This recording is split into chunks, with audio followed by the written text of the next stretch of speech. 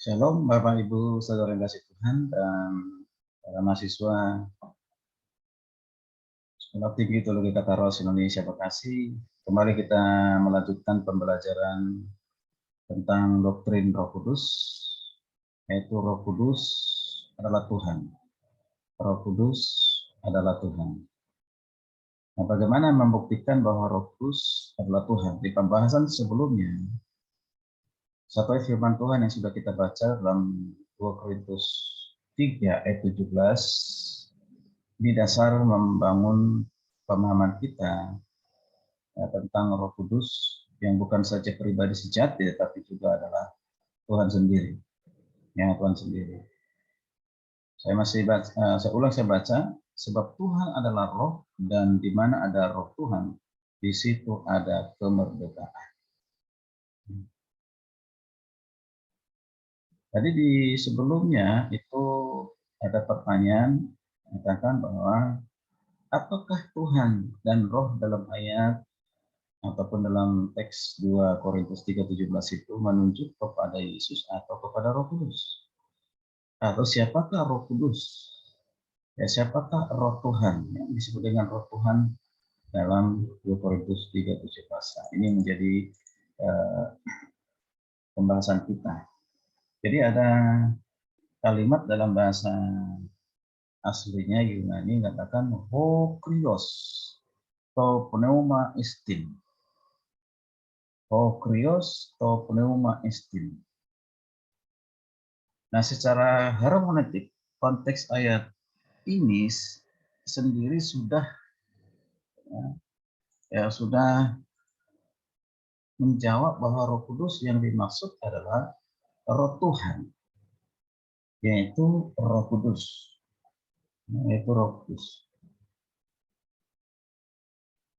Sebab jika Tuhan yang dimaksud dalam ayat ini, ya, 2 Korintus 3:17 ini adalah Yesus, maka pandangan seperti itu hendak mengajarkan bahwa Yesus adalah Roh Kudus.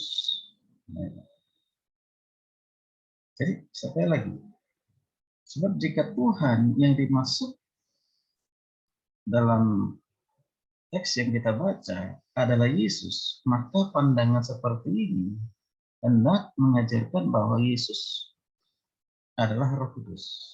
Nah, makanya ada ajaran yang pilar satu mengatakan Yesus adalah Roh Kudus adalah Yesus.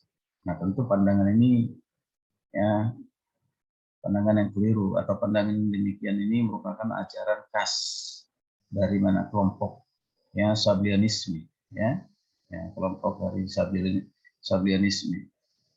Oke, mari kita perhatikan bersama-sama.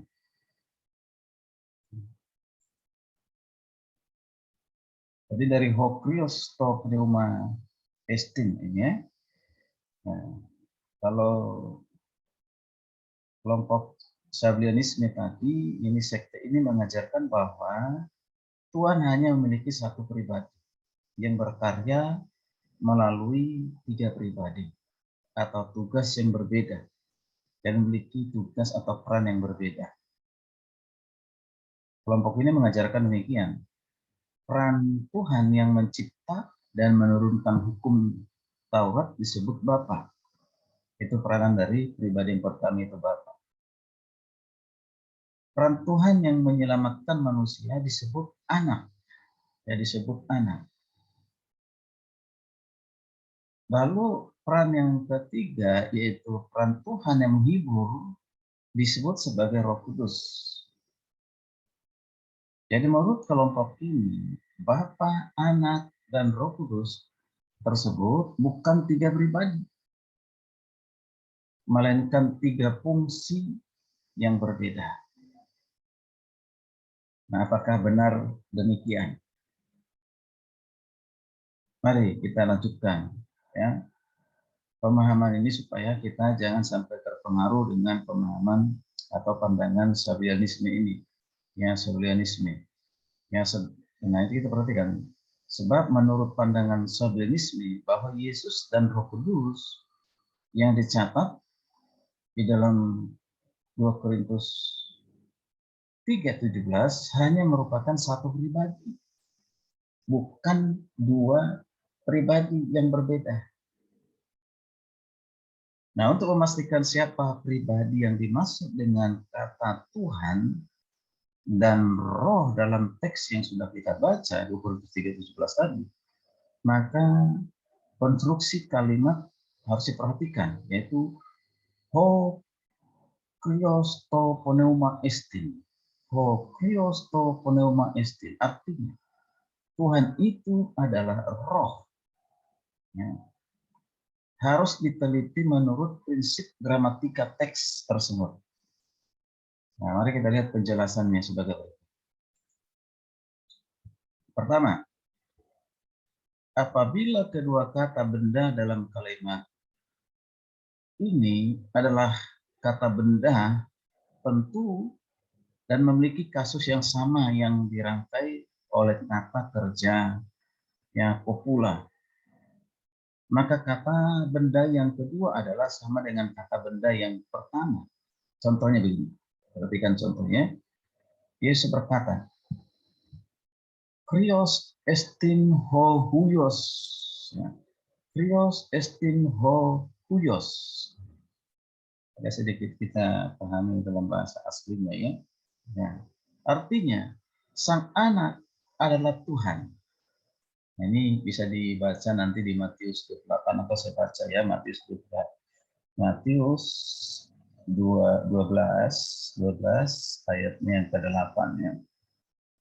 Nah, karena anak manusia adalah Tuhan atas hari Sabat. Karena anak manusia itu siapa? Yesus adalah Tuhan.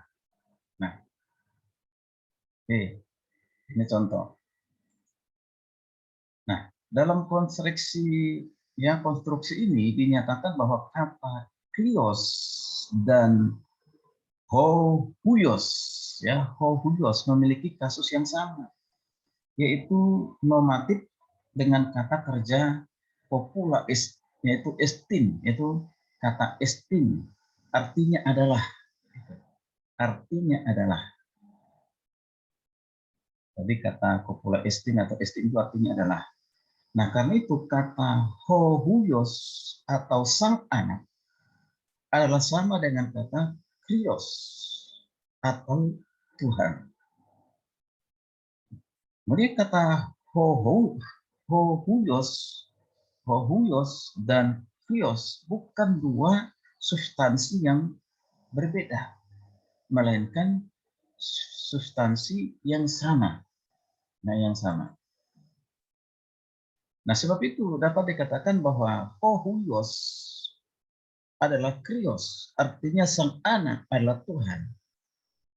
Dapat dibalik menjadi Tuhan itu adalah sang anak, yaitu siapa? Yesus. Nah, ini penting sekali, saya ulang ya.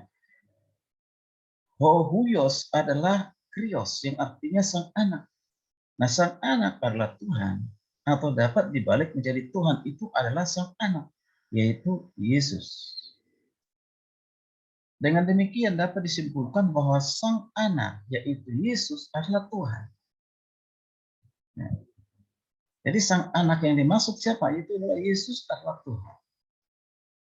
Nah, tadi fakta yang sejajar juga dapat dalam firman yang sudah kita yang juga ada dalam 1 Yohanes ya. Yohanes 1 ayat 1. Nah, itu ada kata Theos en hologos. Theos en hologos. Artinya apa? Firman itu adalah Allah. Firman Tuhan itu adalah Tuhan. Ya, silakan dibaca dalam 1 Yohanes 1 ayat 1. Nah, kita perhatikan karena kata theos dan logos adalah kata benda, ya, benda tentu dan berkasus sama, yaitu kasus normatif serta memiliki kata kerja kopula, yaitu kata en, ya, en. Maka theos dan logos adalah dua substansi yang sama, ya, bukan dua kata yang mengandung dua makna atau objek yang berbeda, bukan. Oke. Dengan kata lain, dapat dikatakan bahwa kata benda kedua yaitu logos adalah sama dengan kata benda pertama yaitu apa? Theos. Sehingga logos dan theos itu menunjuk kepada satu pribadi atau substansi yang sama. Menunjuk kepada satu pribadi atau substansi yang sama. Karena itu frasa theos en hologos dapat diterjemahkan firman itu adalah Allah. Firman itu adalah Tuhan. Nah, oleh karena itu, karena kata firman adalah dan Allah adalah kata benda personan atau pribadi, maka posisi frasa itu dapat dibalik dari firman itu adalah Allah. Firman itu adalah Tuhan, menjadi Allah itu adalah firman. Allah itu adalah firman.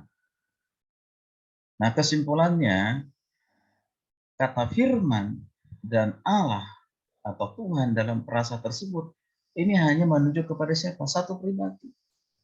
Ya, satu pribadi. Siapa pribadi itu? Yaitu Kristus. Yohanes 1:12, yaitu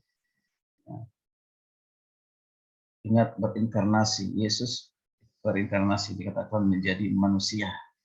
Dia manusia sejati, tapi Yesus juga adalah Tuhan yang sejati. Ya. Oke. Kita lanjutkan sampai situ Tuhan. Ini itu tadi yang pertama. Lalu yang kedua, apabila kata benda kedua adalah kata benda kualitatif, maka kata benda kedua tersebut tidak sama atau tidak memiliki hubungan kesetaraan dengan kata benda pertama. Contoh, ya ini contoh. Hotheos agape estin. Hotheos agape estin artinya Tuhan itu adalah kasih. 1 Yohanes 4:8. Perhatikan ya, 1 Yohanes 4:8. Oleh karena kata benda kedua, yaitu ada kata agape dalam kalimat ini adalah kata benda kualitatif. Maka secara teologis, posisi kalimat Tuhan itu adalah kasih, tidak boleh dibalik menjadi apa? Ini. Tidak boleh dibalik menjadi kasih itu adalah Tuhan. Nah, ini beda. Kasih itu adalah Tuhan. Nah, ini nanti akan keliru kalau kita balik ya. Ya. Sebab kalimat kedua yaitu kasih itu adalah Allah, kasih itu adalah Tuhan.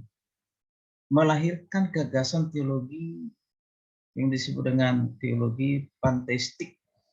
Ya, percaya bahwa segala sesuatu adalah Tuhan. Ya, sebab kasih itu bersifat kualitatif, bukan personal ataupun pribadi. Jadi kata kasih itu bukan pribadi, ya, bukan pribadi. Ya.